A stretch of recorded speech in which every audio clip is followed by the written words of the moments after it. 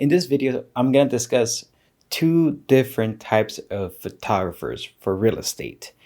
One that gets, actors and actresses basically here in LA or multimillionaire houses, and what do they do in order for them to gain those clients versus a basic, normal HDR real estate photographer. So stay tuned. Hopefully you pretty much gauge of what kind of career path you want to choose, because in photography or real estate photography, it's so versatile that you can basically just jump on and off whichever path you want to choose. But one is going to gain you a lot of money, and the other one is going to gain you, basic income.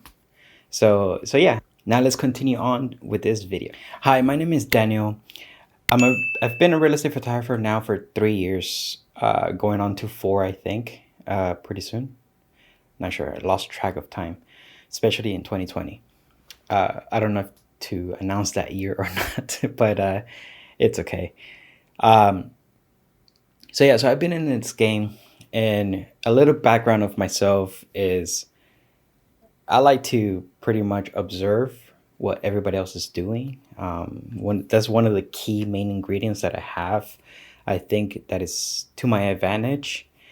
That allows me to find and be self-aware of my surroundings and help me to grow my business. So in this video, like I mentioned, there's two types of real estate photographers out there. One that pretty much charges top dollar, like we're talking about $600 per shoot, versus one that is very common, that is, just $200 per house, and it's HDR, very minimum effort, very minimum equipment, so on and so forth. The minimum equipment kind of varies because I've been observing that I saw this girl. She has publications everywhere. Like she has I forgot what was the names of the magazines, but nonetheless, they're well-known magazines, that she shot Chris Hemsworth home, all these NBA players and stuff like that. So you think to yourself, how did she got there?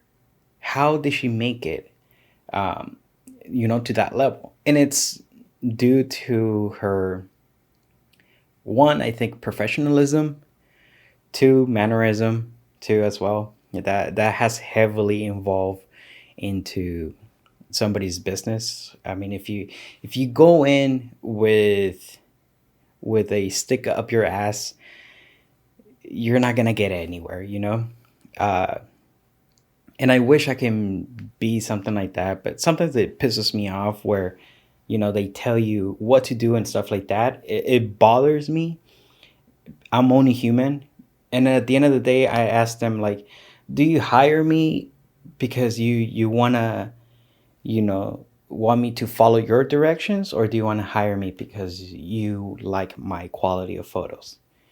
That's at the end of the day, that's the ultimate question that I ask.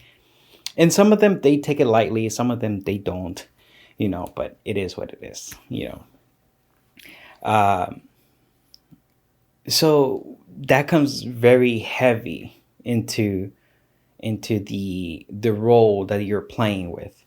If you're an easygoing kind of guy and you like to socialize and you have charisma and stuff like that, then that might be the job for you. You can reach to that level where you have publications reaching out to you and saying that they love your work, or they want to talk about the home that you shot because it's a very important person. It doesn't have to be celebrity. It has to be, can be mayors, it could be anything pretty much that has a name to Google or any magazine franchise that want to talk about.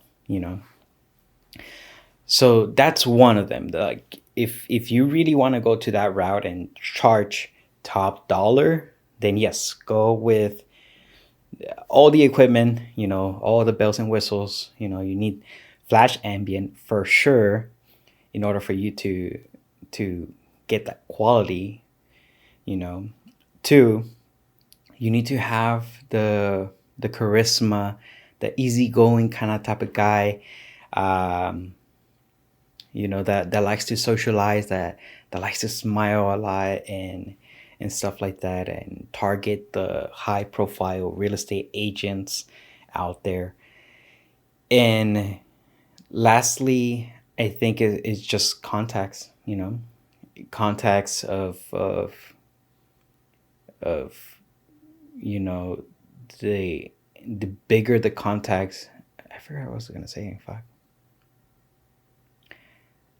So the easier you get in contact with the agent, the better. I lost my train of thought right there, but it will come to me. If not, then you will never know what the main point of the third point is. um but yeah, so, and then the other side, you have the basic photographer, I guess you can call it, like the bare minimum photographer, who has a A6400 and stuff like that, and is just grinding it out. It might take a lot of clientels for you guys to rise up, but nonetheless, like, we're all like in it together. you know um so that's the main differences that I've seen, that all these people who have been in publications and stuff like that is because they have good contacts inside those real estate offices, and that work well with celebrities or important people, like I mentioned. In order for you to get that foot on your door. However, you need to show proof, and you're not going to show proof by you know doing a basic home. It needs to be $1 million home or something like that. That's what I'm thinking. And for you to say, like, oh, but how can I get that? I need another $1 million home or a good looking home. It is possible. Like, anything is possible right now.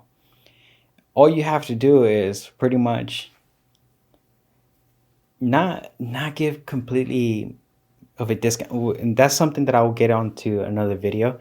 um, the discount portion of it. But a lot of people are doing that. You know, how I got my first one is by giving a discount, but it was like a $50 discount. Like, it wasn't that serious. It wasn't like 150 or $250 discount, because the house was 5,000 square foot.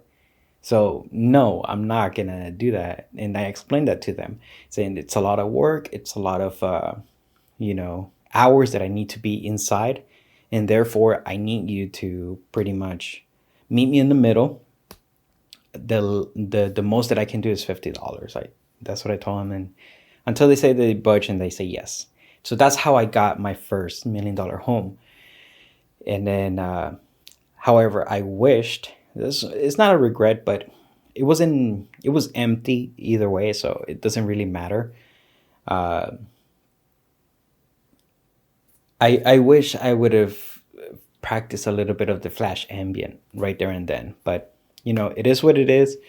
There's more opportunities ahead. Like, this is not the last one, but definitely I kind of want to go to that route of being that well known. However, I want to build a company. So this is the another difference that I've seen, is that, one, either you be the multi-million-dollar home photographer, or two, you have a company, and then do a bunch of houses nationwide or statewide. you know so the difference is, the multi-million-dollar home photographer is that you're known because of your name.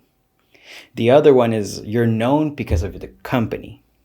So that's the differences that I've seen. I might be wrong, but That's the main differences that I've seen here in LA. But yeah, so that's something that I wanted to pretty much come back to and share with you guys, share my thought process of my observations and stuff like that. And if you guys want to have a discussion about it, go ahead and leave down the comments down below, or leave a comment down below. Uh, Sorry, my dog is barking. So yeah, that's pretty much it. Make sure you guys leave a like. I love all the support that you guys are giving me. Thank you so much. Be getting better. Like I'm not making any promises anymore, because honestly, like next week is gonna be really good, or actually, I should say this week it's gonna be really good. I have a manufacturer to do, which is the first. But so I'll go ahead and touch that, afterwards, and give you guys an update and stuff like that. I'm not sure if I'm gonna be able to share the clips, because it's a heavily government contracted, it's a kind of facility. So I wouldn't be sharing all this stuff in online. But anyways, guys, thank you guys so much for the support. Thank you so much for the subscribers. Hopefully all this information is helpful for you.